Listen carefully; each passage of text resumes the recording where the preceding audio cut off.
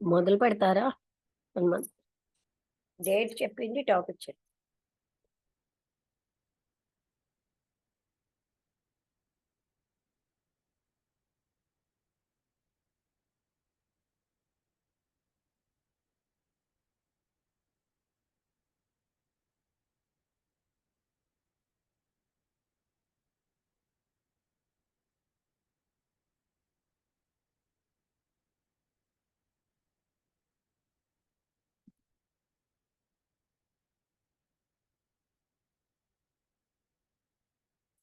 హనుమంతరావు గారు మ్యూట్ లో అదే 8వ తారీఖు నవంబరు 2023 ఈ రోజు ది ఏన్షియంట్ అనిబిసెంట్ గారు రాసిన ది ఏన్షియంట్ విజ్డమ్ అనే గ్రంథంలో నుంచి యాస్ట్రల్ ప్లేన్ లో గురించి వివరణ ఇస్తారు. ఓకే అండి, నమస్కారం అందరికి, శంకర్రావు గారికి కూడా. క్లియర్ గా ఉన్న ఆలోచనలు వాటికి డెఫినిట్ షేప్స్ ఉంటాయి. వాటికి ఏంటంటే క్లీన్ అవుట్ లైన్స్ ఉంటాయి. అంటే అయిపోయిందే చదువుతున్నాను. అవేంటంటే ఒక రకమైనటువంటి అంతులేని డిజైన్స్ తో ఉంటాయి. అవి అక్కడ ఉన్న వైబ్రేషన్స్ బట్టి, ఆలోచన వైబ్రేషన్స్ బట్టి షేప్ వస్తుంది. భౌతికమైన ప్లేన్ లో మనం ఏంటంటే vibrations setup by sound vibrations బట్టి వాటికి షేప్ వస్తుంది. Voice figures offer a very fair analogy for thought figures. అంటే వాయిస్ ఫిగర్స్ అంటే శబ్దంతో వచ్చినవి, థాట్ ఫిగర్స్ మంచి విశ్లేషణ ఇస్తూ ఉంటాయి. For nature with all her infinite variety is very conservative of principles. అంటే ప్రకృతి దానికి ఉన్న అన్ని రకాల వైవిధ్యాలతో అది ఏమని ఆ ప్రిన్సిపల్స్ అన్ని, అంటే దాని యొక్క లాస్ ని కన్సర్వేటివ్ గా, అంటే ఏంటి, జాగ్రత్తగా పట్టుకుంటుంది. And reproduces the same methods of working on plane after plane in their realms. Conservative అంటే చూద్దాం ఒకసారి, నేను చూస్తానండి.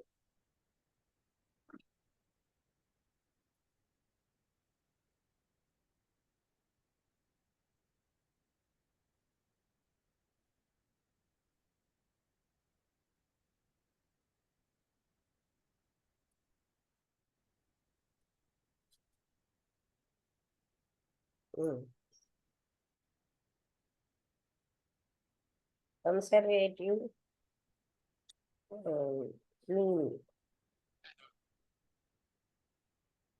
నాట్ లైకింగ్ చేంజ్, ట్రెడిషనల్ అని కూడా ఉంది. అంటే వాళ్ళు మార్పుని ఇష్టపడరు. Lower than the real figure are amount, అలా కూడా అంటే అదేంటంటే ఆ ట్రెడిషనల్ ఫిగర్ నే పట్టుకుంటుంది. ప్రకృతి ఏమో మార్పుని ఇష్టపడదంటున్నారు. Voice figures after a very far analogy for thought figures for nature with all her infinite variety is very conservative of principles ఏవి మార్చదు. And reproduces the same methods of working on plane after plane in the realms.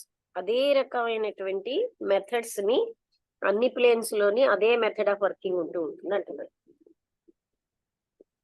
ఇవన్నీ clear గా define అంటే వాటిని వర్ణించబడ్డాయి.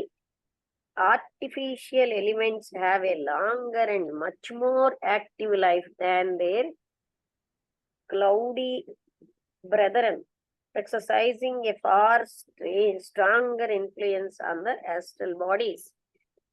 అంటే ఇవన్నీ clear గా మనం డిఫైన్ చేస్తే ఆ కృత్రిమమైనటువంటి ఎలిమెంట్స్ అన్నవి వాటికి ఎక్కువ time, longer and much more active life ఉంటుంది.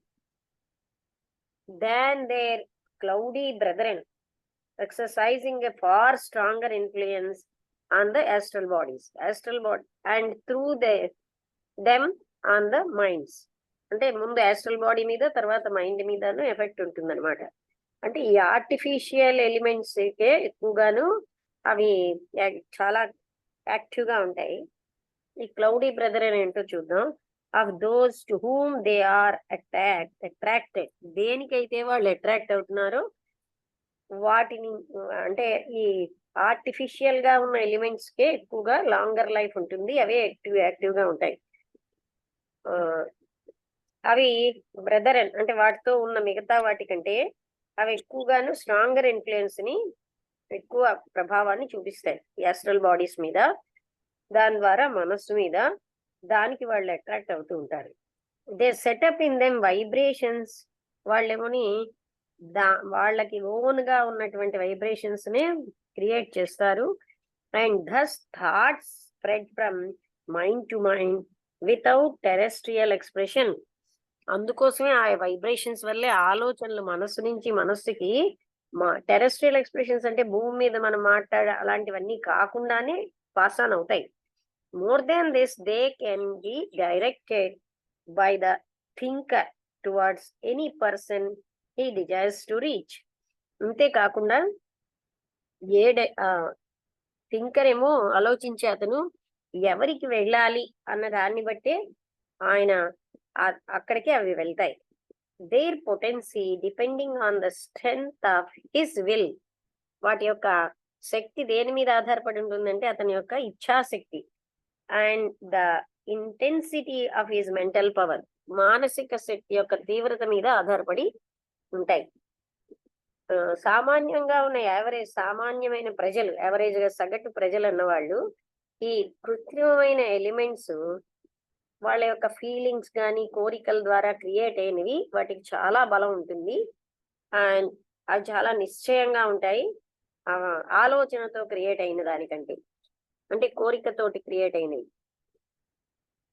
ఈ విధంగా అవుట్ బస్ట్ ఆఫ్ యాంగర్, కోపం అన్నది ఒక్కసారి బర్స్ట్ అవ్వడం వల్ల ఒక నిశ్చితమైనటువంటి అవుట్ లైన్ ఉన్నటువంటి అండ్ శక్తివంతమైన రెడ్ గా ఉన్న ఫ్లాష్ వస్తుంది. And sustained anger will make a dangerous elemental red in colour. అదే కానీ కోపం అలా ఉండిపోయింది అనుకోండి, అప్పుడు వాళ్ళకి ఇంకా రెడ్ గా ఉన్నటువంటి సస్టైన్డ్ అంటే స్థిరంగా ఉన్న యాంగర్ వల్ల, అండ్ ఎర్రగా ఉన్నటువంటి రెడ్ ఇన్ కలర్, ఎర్రగా ఉన్న ఎలిమెంటల్ అన్నది అది డేంజరస్ గా ఉంటుంది.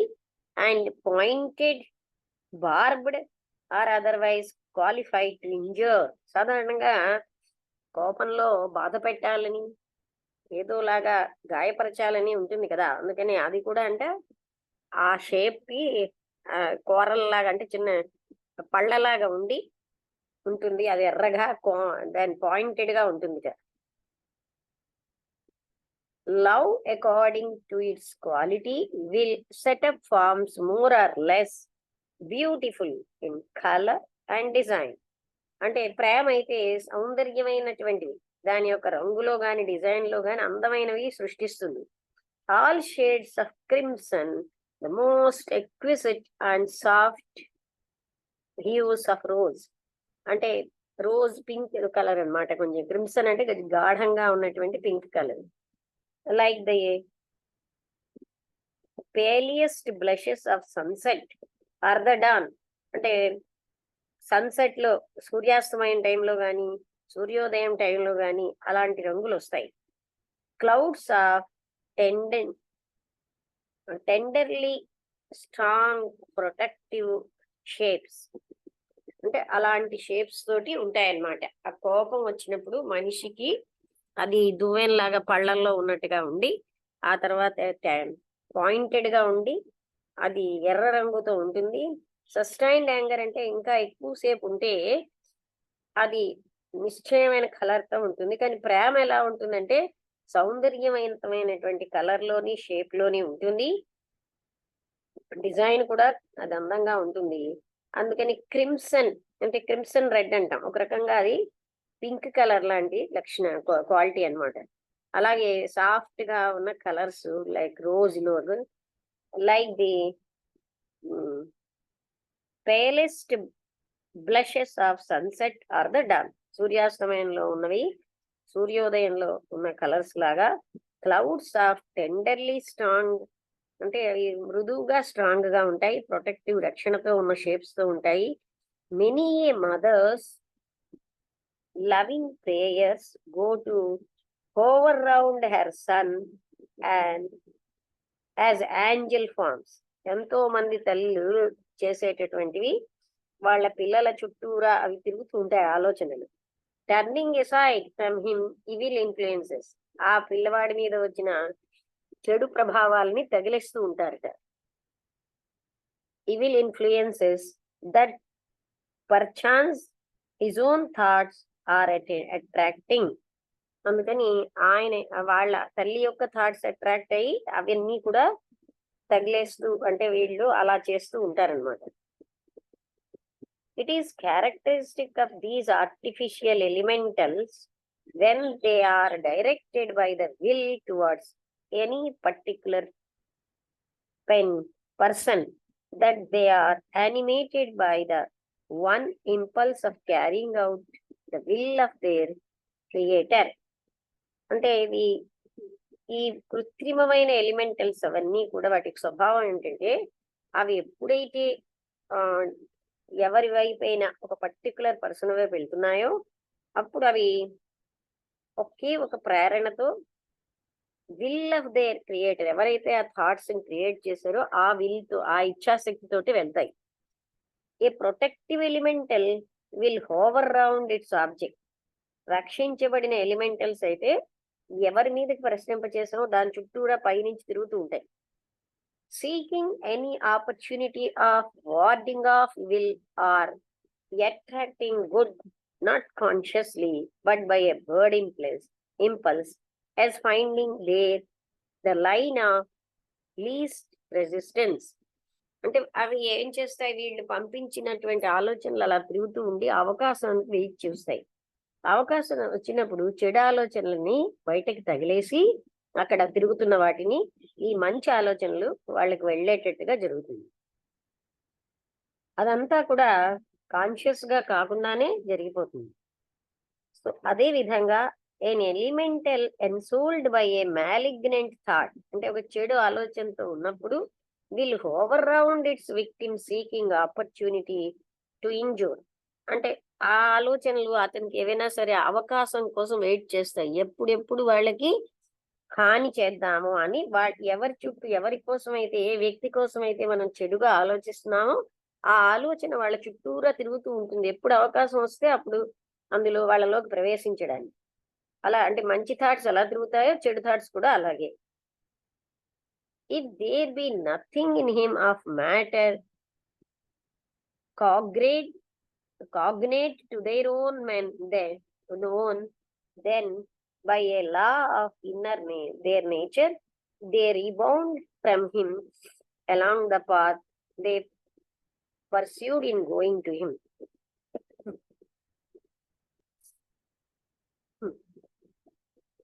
ఆ వ్యక్తిలో అలాంటి స్వభావం ఉన్న ఆలోచన లేకపోతే ఎక్కడి నుంచి వచ్చాయో ఆలోచనలు అక్కడికి వెనక్కి వెళ్ళిపోతాయి. రిబౌండ్ అంటే వెనక్కి, తిరిగి వెనక్కి అంత ఫోర్స్గానే వెళ్ళిపోతాయి. అంటే అతని మీద ఏ ఇంప్రెషన్ అంటే ఇక్కడ ఏంటి, an elemental ensouled by a malignant అంటే బ్యాడ్ థాట్ అన్నమాట. అది ఏంటి అవుతుంది, చుట్టూరా తిరుగుతుంది, ఆపర్చునిటీ చూసుకుంటూ ఉంటుంది, ఎప్పుడు లోపలికి వెళ్దామా అని, ఎప్పుడు హాని చేద్దామని. కానీ but neither the one nor the other can make any impression unless there be in the astral body of the object something akin to themselves. అంటే ఈ పంపించే వాళ్ళకి కానీ రిసీవ్ చేసుకునే వాళ్ళకి కానీ వాళ్ళ ఆస్ట్రల్ బాడీలో అలాంటిది ఏమీ లేకపోతే, అలాంటివి ఉంటేనే వెళ్తాయి. దట్ కెన్ ఆన్సర్ అకార్డింగ్లీ, వాళ్ళు చెప్పి పంపించిన ఆలోచనకు ఆన్సర్ ఇచ్చేటట్టుగా to their vibrations and thus enable them to attach themselves. అంటే వీళ్ళు పంపించిన ఆలోచనకి తగినటువంటి వైబ్రేషన్స్ వాళ్ళ దగ్గర ఉంటే ఓకే, అవేమో వాళ్ళు దానికి బంధం కలిగి ఉంటారు, లేకపోతే అవి రిబౌండ్ అయిపోతాయి. If there be nothing in him of matter, అతనికి అలాంటి ఏ మ్యాటర్ లోపల లేకపోతే అప్పుడు ఏమిటంటే a law of their nature they rebound from him. అతను గాని ఎవరిలో ప్రమించారో వాళ్ళు ఆ స్వభావం లేకపోతే అవి వెనక్కి వచ్చేస్తాయి అన్నమాట. ఆయన నుంచి along the path they pursued in a మార్గంలో వచ్చాయో ఆ మార్గంలోనే వెళ్ళిపోతాయి. The magnetic trace they have left, వాళ్ళు వదిలేసిన ఏ మ్యాగ్నెటిక్ ట్రేస్ అన్నమాట ఉంటుంది. And rush to their creator with a force proportionate to that of their projection. అంటే ఆ క్రియేటర్ ఎవరైతే ఈ ఆలోచనని క్రియేట్ చేసాడో ఆయన ఎంత ఫోర్సో అంత ఫోర్స్ తోటి అవి వెనక్కి వస్తాయి అతని దగ్గరికి, ఏ మార్గంలో వెళ్ళాయో ఆ మార్గంలోనే. ఈ విధంగా ఒక డెడ్లీ హేట్రెడ్ అంటే ఏంటి, ద్వేషపూరితంగా ఉన్నటువంటి ఆలోచన falling to strike the object at which failing, అది వెళ్ళలేదనుకోండి వాళ్ళు ఎక్కడికైతే పంపించారో, has been known to slay its sender. ఆ ఆలోచన ఏం చేస్తుంది, మళ్ళీ అది వచ్చి ఆ పంపించిన వాడినే అది చంపేస్తుంది. అంటే సులే అంటే ఇక్కడ చంపాలి అనే ఆలోచన పంపించామనుకోండి, వైల్ గుడ్ థాట్స్ అంటే అది మళ్ళీ అంటే అందుకని ఎంత చెడు ఆలోచనలు వాళ్ళకి వెళ్ళలేదనుకోండి అవి వెనక్కి వచ్చేస్తాయి. ఎందుకంటే వాళ్ళలో అలాంటి తత్వం లేకపోతే అవి వెనక్కి అంత ఫోర్స్ఫుల్ గా వచ్చేసి ఆ వ్యక్తినే గాయపరుస్తాయి. While good thoughts send to the unworthy return as blessings to him that powered them forth. అంటే ఒక అన్వర్ది అంటే ఒక ఫిట్ కాని వ్యక్తి మీద మనం మంచి ఆలోచనలు పంపిస్తే అవేమో ఈ వ్యక్తికి మళ్ళీ వెనక్కి వచ్చేసి వీళ్ళకి ఆశీర్వచనం లాగా అయిపోతాయి. అంటే ఎవరైతే పంపించారో వాళ్ళకే వెనక్కి వచ్చేస్తాయి. అంటే మంచి ఆలోచనైనా వస్తుంది, చెడ్డ ఆలోచనైనా. మంచి ఆలోచన ఆశీర్వచన రూపంతో వస్తే, చెడ్డ ఆలోచన బాధ అసలే అన్నారు అంటే చంపేసే రూపంలో వస్తుంది. A very slight understanding of the astral world, ఈ ఆస్ట్రల్ వరల్డ్ ని కొంచెంగా అవగాహన చేసుకోవడం అన్నది will thus act as a most powerful stimulus to right thinking. మనకేమో రైట్ థింకింగ్ కి కొంచెమైనా దాన్ని అర్థం చేసుకుంటే చాలా పవర్ఫుల్ ప్రేరణ వస్తుంది అనమాట రైట్ థింకింగ్ కి.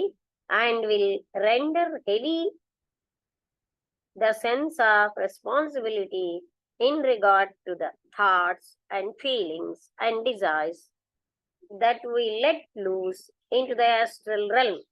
అంటే ఇది మనకు తెలిసింది అనుకోండి, ఏమాత్రం కొంచెం అవగాహన వచ్చినా అప్పుడు మన ఆలోచనలు ఎలాంటివి పంపిస్తున్నాం, మన ఫీలింగ్స్ ఏమిటి, ఇలాంటి వాటి మీద మనకి జాగరూకత బాధ్యత వచ్చేస్తుంది అనమాట. అడ్డదిడ్డంగా మనం ఆలోచించకూడదని.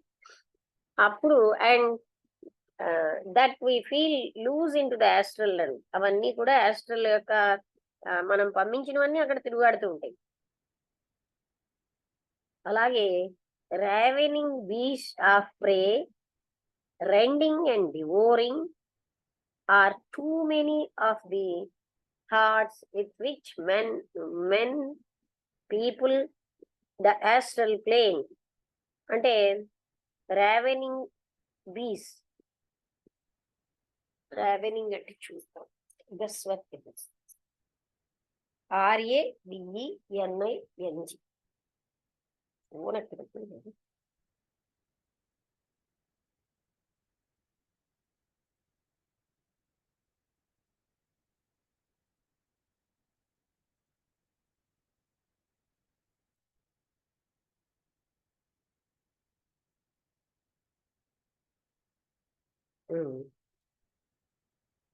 రావెనింగ్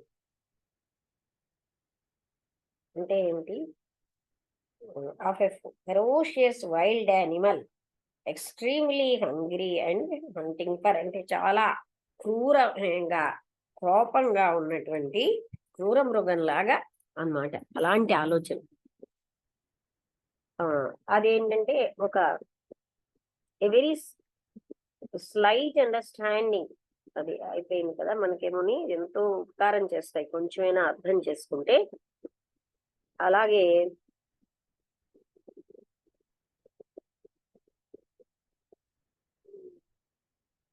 powerful stimulus to right thinking and will render you very if you ఒకసారి ఇక్కడ మిస్ అయ్యేది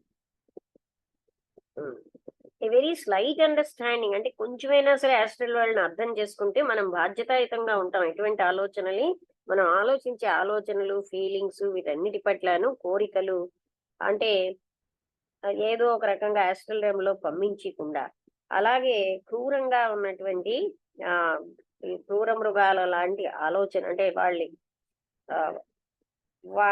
యొక్క అవి ఆహారం పట్ల ఎలా ఉంటాయో అలాంటివి rending and devouring are too many of the thoughts, అంటే అలాంటి క్రూరాతి క్రూరమైన ఆలోచనలు with which men people the astral plane. Astral plane అంతా కూడా మనుషులు ఇలాంటి ఆలోచనలతోటి, పీపుల్ అంటే క్రౌడ్ అయిపోయి ఉంటాయి. అలాగే rending and devouring are too many of the thoughts with which men what they do, అంటే ఇక్కడ desires that we let loose into his astral mind. Ravening beasts అంటే అది క్రూరమైనటువంటి మృగాలు, వాటి యొక్క ఆహారం దొరికినప్పుడు ఎలాగా రెండింగ్ అండ్ డివోరింగ్, మింగేద్దామని ఎంతో క్రూరంగా ఉంటాయి. ఆర్ టూ మెనీ, అలాంటి ఆలోచనలే మనుషులు ఎక్కువగా ఆస్ట్రల్ ప్లేన్ లో పంపించిన ఉంటాయిట. కానీ but they are from ignorance, అవన్నీ కూడా ఆ అజ్ఞానం నుంచే ఈ తప్పులన్నీ జరుగుతున్నాయి. They know not what they do, వాళ్ళకి ఏం చేస్తున్నారో వాళ్ళకి తెలియదు. One of the objects of theosophical teaching partly lifting up the veil of the unseen world, అంటే ఈ దివ్య జ్ఞాన సమాజం యొక్క లక్ష్యం ఏమిటంటే మనకి అదృశ్యంగా ఉన్నటువంటి ఆ లోకాల కోసం మనకి తెలియబరుస్తున్నారు. Is to give men a sounder basis for conduct, అంటే వాళ్ళ బిహేవియర్ కి మంచి బేసిస్ ఇస్తున్నారు, బేస్ ని. A more rational appreciation the causes of which the effects only are seen in the terrestrial world, అంటే భూలోకంలో మనం ఫలితాలే చూస్తున్నాం, దాని యొక్క కారణాలన్నీ కూడా మనకి తెలియబరుస్తున్నారు. ఎ ఫ్యూ ఆఫ్ ఇట్స్, అంటే మనం చాలా క్రూరాతి క్రూరమైన ఆలోచనల్ని పంపించామనుకోండి, మనకు వెనక్కి వస్తాయి అంత ఫోర్స్ గాను, మనని బాధపెడతాయి. A few of this if its doctrines are more important in their ethical bearing than this of the creation and direction of thought forms or artificial elements, for through it man learns that his mind does not concern himself alone, that his thoughts do not affect himself alone, but that he is ever sending out angels and devils into the world of men, for whose creation he is responsible and for whose influences he is held accountable. Let them then know the law and guide the thoughts thereby. ఇక్కడ ఏం చెప్తున్నారంటే వ్యక్తులకి ఇది తెలుస్తుంది అనుకోండి, వాళ్లే బాధ్యులు అన్నమాట. ఎటువంటి మంచి ఆలోచనలు పంపించడానికి మంచి ఫలితం పొందుతారు, క్రూరమైన ఆలోచనలకి క్రూరమైన ఫలితాలే వాళ్ళు పొందుతారు. ఈజ్ ఎవర్ సెండింగ్ అవుట్, అంటే ఒక్కొక్కప్పుడు దేవతల లాంటి పంపించవచ్చు, డెవిల్స్ అంటే రాక్షసుల్ని కూడా పంపించవచ్చు ఈ ప్రపంచంలో. అందుకని వాటిని ఎవరైతే ఇటువంటి ఆలోచనలని క్రియేట్ చేస్తున్నారో వాళ్లే బాధ్యులు అన్నమాట, రెస్పాన్సిబుల్. అందుకని వాళ్ళకేమో దానికి తగినటువంటి let him then know the law and guide their thoughts thereby. దానివల్ల ఇది మనకి తెలిసిందనుకోండి, మనమేమో చెడ్డ ఆలోచనలతోటి ఆస్ట్రల్ వరల్డ్ అంతా పిలిచేస్తే అవన్నీ మనకి బ్యాక్ వచ్చేస్తాయి. అటుపక్క వ్యక్తికి అటువంటిది లేకపోతే అప్పుడు మనమే భరించాలి. అందుకని అవి రిబౌండ్ అయిపోతాయి. ఎటువంటి అదే బీస్ట్ అంటే క్రూర మృగాల్లాగా బాధ పెట్టే ఆలోచనలు ఎక్కువగా ఉంటాయి. అలాంటి ఆలోచనలు పంపించిన వాళ్ళకి అలాంటి బాధ వస్తుంది. ఇదంతా తెలిసిన తర్వాత మనం క్రూరమైన ఆలోచనలు ఎవరి మీద పంపించమన్నమాట. If instead of taking artificial elements separately, we take them in the mass, it is easy to realize the tremendous effect they have in producing national and race feelings, and thus in biasing and prejudicing the mind. ఇప్పుడు చూడండి, చిన్న పిల్లల దగ్గర నుంచి తల్లిదండ్రులు ఎలాంటి ఆలోచనల వల్ల వాళ్ళు అలా అవుతున్నారు. అంటే మొదటి నుంచి ఇది నా జాతి, నా కంట్రీ, నా కులము, ఇలాంటి ఆలోచనలన్నీ మనం పాస్ ఆన్ చేస్తూ ఉంటే అలాంటివే తయారవుతాయి. Instead of taking artificial elements separate గా తీసుకోకుండా మనం ఏం చేస్తున్నాం అంటే మాస్ లోకి అన్ని పంపించేస్తాం. అప్పుడు ఏంటంటే ట్రెమెండస్ ఎఫెక్ట్, వాటి యొక్క గొప్ప ఫలితం, అవి ఎలాంటి నేషనల్ గాని జాతి రకమైన ఫీలింగ్స్ ఎంత గొప్ప ఫలితాన్ని ఇస్తాయంటే, ప్రిజుడిస్ మనుషులందరికీ కూడా మనస్సులు ముందే ఏర్పరచుకున్న అభిప్రాయాలతో ఉంటాయి. We all grow up surrounded by an atmosphere crowded with elementals embodying certain ideas, national prejudices, national way of looking at all questions, national types of feelings and thoughts. All these play on us from our birth and before. అంటే ఇక్కడ ఏం చెప్తున్నారంటే, ఇవన్నీ మన చుట్టూ ఇలాంటి ఆలోచనలతోటి ఉన్నాం. అలా మన పెద్దవాళ్ళు ఇలాంటి కులం, మతం, అలాంటి ఆలోచనలతో ఉంటే అప్పుడు మనకు కూడా వాటితోటి, అలాంటి ఆలోచనలతోటి మనము ప్రిజుడిస్ అయిపోతాం. మనలో కూడా అవి తిష్ట వేసి కూర్చుంటాయి. ఇవన్నీ కూడా మనం పుట్టిన నుంచి తర్వాత కూడా ఎంతో మన మీద ఫలితాన్ని చూపిస్తాయి. We see everything through this atmosphere. ప్రతిదీ మనం ఈ అట్మాస్ఫియర్ తోనే చూస్తూ ఉంటాం. Every thought is more or less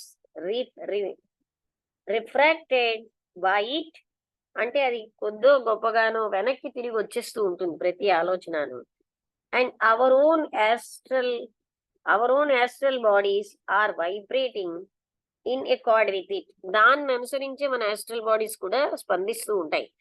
అంటే ఇది చాలా ముఖ్యమైన విషయం ఏంటంటే, మనం ఎలాంటి ఆలోచనల్ని పంపిస్తామో దానికి తగ్గట్టుగానే మన శరీరాలు కూడా అంటే మనం చాలా ఉపకారం, మంచి థాట్స్ అయితే మన శరీరాలకి అదే వస్తుంది, అంటే ఆ మంచే వస్తుంది. అలా కాకుండా మనం హానికరంగా బాధ పెట్టి క్రూర మృగాలు లాంటి ఆలోచనలు పంపిస్తే రాక్షస తత్వంతో అవి మనకి వెనక్కి వస్తాయి అని చెప్తున్నారు. అప్పుడు దానికి అనుసారంగానే మన వెస్ట్రల్ బాడీస్ వైబ్రేట్ అవుతూ ఉంటాయి. Hence, the same idea will look quite different to the Hindu. అందుకనే ఒకే ఐడియా హిందూడికి ఒకలాగా, ఇంగ్లీష్ వ్యక్తికి ఒకలాగా, స్పానియార్డ్ అంటే స్పానిష్ వ్యక్తికి ఒకలాగా, రష్యన్కి ఒకలాగా ఉంటుంది. Some conceptions easy to the one will be almost impossible to the other. కొన్ని కాన్సెప్షన్ కొందరికి చాలా సులువుగా ఉంటాయి, ఇంకొకరికి చాలా కష్టంగా ఉంటాయి. Customs instinctively attractive to the one or instinctively odious to the other. మనకి చూడండి, ఇప్పుడు ఈ పూజలు ఇలాంటివన్నీ హిందువులకు చాలా సులువుగా ఉంటాయి, అవి ఇతరులకు చాలా విచిత్రంగాను కష్టంగాను ఉంటాయి.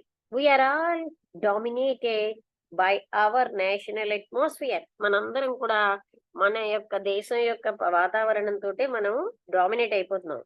By that portion of the astral world immediately surrounding us. అందుకని అలాంటి astral world మన చుట్టుపక్కల, సరౌండ్ అంటే మన చుట్టుపక్కల అదే ఉంటుందన్నమాట. ఇక్కడికి ఆపుదాం. ఇది ఏంటంటే పేజ్ నెంబర్ 36 నుంచి చదవాలి. రామ్మోహన్ రావు గారు వచ్చారా? రాలేదు. హనుమంతరావు గారు ఇవాళ కొంచెం సులువుగానే ఉంది కదా.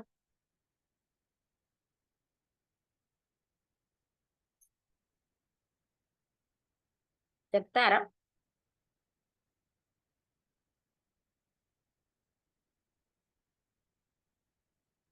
అన్మ్యూట్ అయిందా? మనం ఎటువంటి ఆలోచనలు పంపిస్తే మనకి రియాక్షన్ కూడా అలానే ఉంటుందని సారాంశం అనుకుంటానండి. అంటే మనం చెడు ఆలోచనలు పంపిస్తే మనకే మళ్ళా అవి చెడు ఇదిగా ఉంటాయి, మంచి ఆలోచనలు పంపిస్తే మనకి మంచిగా ఉంటాయి. అంటే కొంచెమైనా మనకి యాస్ట్రల్ వరల్డ్ కోసం తెలిస్తే మనం ఏమో ఆలోచించే ఏ ఆలోచనలు పంపించాలి, ఏ ఫీలింగ్స్ ఉండాలి అనే విషయంలో బాధ్యతాయుతంగా ఉంటాం. ఉంటామండి. కరెక్ట్. ఒకవేళ మనం పంపించిన వ్యక్తిలో అలాంటి మ్యాటర్ లేదనుకోండి, ఆ చెడు వెనక్కి వచ్చి మన్నే అది కాలుస్తుంది. అవును. తర్వాత అలాగే అది ఆ, కలర్స్ చెప్పారు మీరు. కలర్స్ అంటే అంటే కోపంగా ఉన్నప్పుడు రెడ్ గా వస్తుంది. ఇది మొదట్లో బిగినింగ్ లో చెప్పారు. అవును. మనమేమో ఒక బీస్ట్ లాగా బాధ పెట్టేటటువంటి ఆలోచనలు పంపిస్తే అటుపక్క వ్యక్తిలో అటువంటి స్థితే లేకపోతే వెనక్కి అవి వచ్చేసి మన్నే అవి కాలుస్తాయి. మనకే అంటారు. అందుకని యాస్ట్రల్ ప్లేన్ అనేది మనం డెఫినిట్ ఆలోచనలకి డెఫినిట్ రూపాలు ఉంటాయి. మనం ఏమోని ఎటువంటి ఆలోచనలతో ఇచ్ఛాశక్తితో ఇంకొక వ్యక్తిలోకి పంపించగలం. ఆ అంటే ఆ ఆలోచనలు అనేవి ప్రభావం అవుతూ ఉంటాయి. మన చుట్టూ ఉన్న ఆలోచనలతోటే మనం ప్రభావితం అవుతూ ఉంటాం, తెలుసో తెలియకో కూడాను. అంటే అందుకోసమే పెద్దవాళ్లలో ఎక్కువగా అజ్ఞానం, మూర్ఖత్వాలు ఉంటే చిన్నపిల్లల్లో అలాంటివి వచ్చేస్తాయి ఎవరు చెప్పకుండానే. వస్తుంది. అవును. అందుకే ఒకే తర్వాత విషయం. మన ఆలోచనలు అస్పష్టంగా ఉంటే అవి బయటికి వెళ్ళేది మళ్ళీ అటువంటి ఆలోచనలు కామలోకంలోకే వెతుక్కుంటూ ఉంటాయండి. అంటే అందుకనే మన మనం ఏంటంటే ఆ అంటే తల్లిదండ్రులు, సొసైటీ వీటన్నింటి యొక్క ఎఫెక్ట్ తోటి మనం అందరం అలాంటి వాటితోటే పుడుతున్నాం, అంటే తీసుకుంటాం. ఆ ప్రిజుడిస్ ఉంటుంది మనకు కూడాను. ఆ ప్రిజుడిస్ అవును. ఎక్కడి నుంచి వచ్చిందో మనకు తెలియదు, మనలో వచ్చేస్తాయి. అందుకని జ్ఞానంతో ఇవన్నీ తొలగించుకోవాలి. ఆ చుట్టుపక్కల అవును. ఉన్న ఆలోచనలు మనం అట్రాక్ట్ చేస్తూనే ఉంటుంది, అంటే వాటి ఎఫెక్ట్ మన మీద కూడా ఉంటుంది. లాస్ట్ లో నేషనల్ అట్మాస్ఫియర్ అన్నారు. అంటే మన మన అదే మన చుట్టుపక్కల ఎటువంటిది ఉంటే మనకు కూడా అలా ఉంటుందండి దాని ప్రభావం. అలాగే ఒకే విషయాన్ని ఒక దేశస్థుడు ఒకలాగా, మరో దేశస్థుడు మరొకలాగా అర్థం చేసుకుంటారు. ఎందుకంటే వాళ్ళకి ఎలాంటి సాంప్రదాయాల ప్రకారం పెరిగారో దాని ప్రకారం. కొంతమందికి మహా అవును. విచిత్రంగా ఉంటుంది, వీళ్ళకేమో చాలా సామాన్యంగా ఉంటుంది. అవును. అలాగా ఒకే విషయాన్ని రకరకాల వ్యక్తులు రకరకాలుగా వాళ్ళ మీద ప్రభావితం చూపిస్తాయి. అంటే వాళ్ళు అక్కడ నేషనల్ అట్మాస్ఫియర్ అక్కడ మిగతా చుట్టుపక్కల ఆలోచనలు బట్టి ఆ ప్రభావం ఉంటుందండి. అంటే ఒకే ఆలోచన అది అలవాటై అలా ఉన్న వాళ్ళకి అది ఏం కష్టంగా ఉండదు. అలా కాని వాళ్ళకి అది విచిత్రంగా, కష్టంగా ఉంటుంది. ఉమ్. అంటే ఈ యాస్ట్రల్ వరల్డ్ అనేది మనకు తెలుసుకోవడం వల్ల ఇప్పుడు నేనేం చేయలేదండి అంటారు. వీళ్ళ ఆలోచనలు పంపిస్తున్నారు కదా దుష్టమైనవి. అది కూడా అదే అసలు కర్మ. అంటే శరీరం అవును. చేసిన దానికంటే మనస్సుతో చేసేదే కర్మ అని మహాత్ములు చెప్తారు. అందుకని మన మనస్సు విషయంలోనే జాగరూకంగా ఉంటే అప్పుడు ఈ శరీరంతో దుష్టకర్మ చెయ్యం. అవును. చేయం. చెడపుకురా చెడిదేవని మనకే వస్తాయి. ఆ బ్యాడ్ థాట్స్ అన్ని ఎఫెక్ట్ మననే కాలుస్తాయి అంటున్నారు కదా. మనం ఏ బ్యాడ్ జనరల్ గా యాస్ట్రల్ దీంట్లో బ్యాడ్ థాట్స్ ఎక్కువ వస్తాయని అన్నట్టుందండి మధ్యలో. క్రూరమైన థాట్స్. బ్యాడ్ అంటే ఆ, ఇప్పుడు చూడండి, ఉమ్. ఒక క్రూర క్రూర మృగం తన ఆహారాన్ని తినేటప్పుడు ఎంత క్రూరంగా ఉంటుందో అంతలాంటి క్రూరమైన థాట్సే ఉంటాయిట. అవును. అవే ఎక్కువ ఉంటున్నాయి యాస్ట్రల్ ప్లేన్ లో అని చెప్తున్నారు. అవును. యాస్ట్రల్ ప్లేన్ మనం పట్టించుకోం గానీ మన యొక్క ప్రతి ఆలోచనకి, అంటే అందుకే మంచి ఆలోచనలు మంచి ఫలితాలు ఉంటాయి. మనం విశ్వంలోకి ఎలాంటి ఆలోచనలు పంపిస్తే మనకు అలాంటి ఫలితాలే వస్తాయి. అవును. అందుకే మనం గాయత్రి మంత్రంలో అన్ని మంచి ఆలోచనలు నాకు వచ్చేటట్టు చేయమని మనం ప్రార్థన చేస్తున్నాం. Let all good thoughts come to me అని. అవును.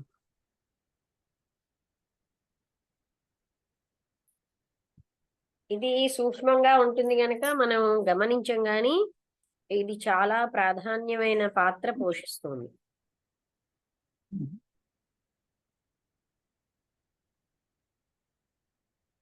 ఇంకెవరైనా మాట్లాడతారా? అనుపమ గారు ఏమైనా చెప్తారా?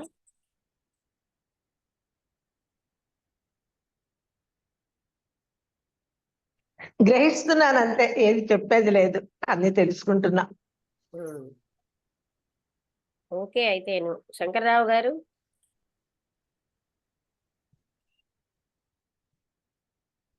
యాస్ట్రల్ ప్లేన్ చాలా ఇంట్రెస్టింగ్ గా ఉంటుంది. మనం గ్రహించే అంటే మనం ఆలోచనలకు ఎంత పవర్ ఉంటుందో మనం అర్థం చేసుకోవచ్చు. ఆలోచనలతో వ్యక్తులను ఎంత బాధ పెట్టచ్చు, ఎంత సౌఖ్యాన్ని ఇవ్వచ్చు, రెండు చూడొచ్చు. జీవితంలో చాలా ఇంపార్టెంట్ కూడా ఈ విషయాలు తెలుసుకోవడం. ఉమ్.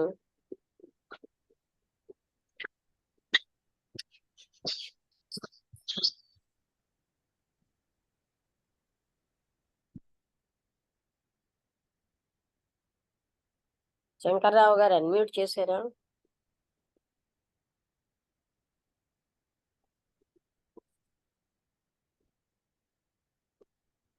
శంకర్రావు గారు అర్థమైందా?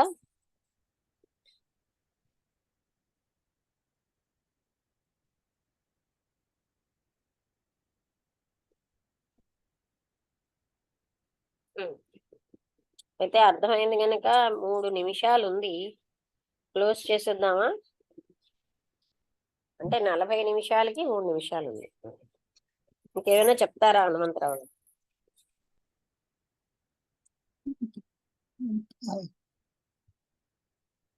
ఆలోచన యొక్క పవర్ ఎంత, ఫీలింగ్ గాని, అసూయ ఉందనుకోండి, మనం ఎదుటి వాళ్ళని ఎంతో బాధ పెడుతూ ఉంటాం.